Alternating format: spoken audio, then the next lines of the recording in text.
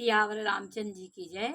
देखिए, भरत के लिए राम ने लक्ष्मण से कहा कि हे लक्ष्मण, जिसको ज्ञान नहीं होता है, जिसको साधुओं की संगत नहीं होती है, जो ज्ञान नहीं समझता, सत्संग नहीं करता है, उसे ही राजमद रूपी मदिरा का मदिरा पीते ही वो मतवाला हो जाता है। राजपद का मतवाला होता वही है जो अज्ञानी है। हे लक्ष्मण, सुनो, भरत सरीखा उत्तम पुरुष ब्रह्मा की सृष्टि में ना तो कहीं सुना गया और ना ही देखा गया है। अयोध्या के राज की बात ही क्या, यदि ब्रह्मा विष्णु और महेश का पद पाकर भी भरत को राजपद का मद नहीं हो सकता है।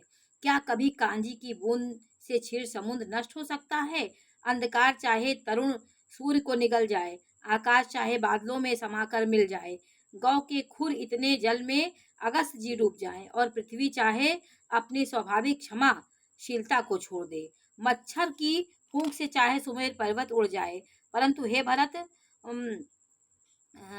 को राजमद कभी नहीं हो सकता। हे लक्ष्मण, मैं तुम्हारी शपथ और पिताजी की सौगंध खाकर कहता हूँ कि भरत के समान पवित्र और उत्तम भाई संसार में नहीं है। हे तात, गुण रूपी दूध और अवगुण रूपी जल को मिलाकर विधाता इस प्रपंच जगत की रचना करते हैं।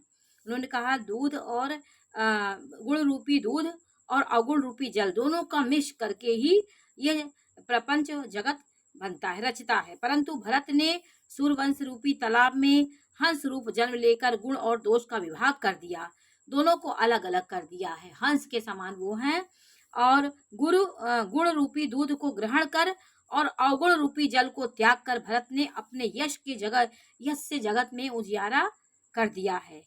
उन्होंने जग में उजियाला कर दिया अपने त्याग से। और भरत के गुणशील और स्वभाव को कहते कहते श्री रघुनाथ जी प्रेम समुद्र में मग्न हो गए।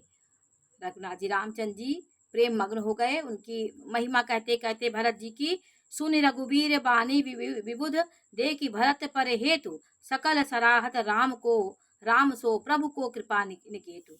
232 दोहे में श्री रामचंद्र जी की वाणी सुनकर और भरत जी पर उनका प्रेम देखकर समस्त देवता उनकी सराहना करने लगे और कहने लगे कि श्री रामचंद्र जी के समान कृपा के धाम प्रभु कौन है, जो सबको इतनी अच्छी तरीके से जानते हैं, कण कण के प्राणियों को अपने जानते हैं, कौन किसकी कैसी भावना है ये भगवान जानते हैं। यदि जगत में भरत का जन्म ना होता तो पृथ्वी पर संपूर्ण धर्म की धुरी को कौन धारण करता, ये धर्म की धुरी को कौन धारण करता। यदि भरत का जन्म ना हुआ होता तो धर्म की धुरी को कौन धारण करता।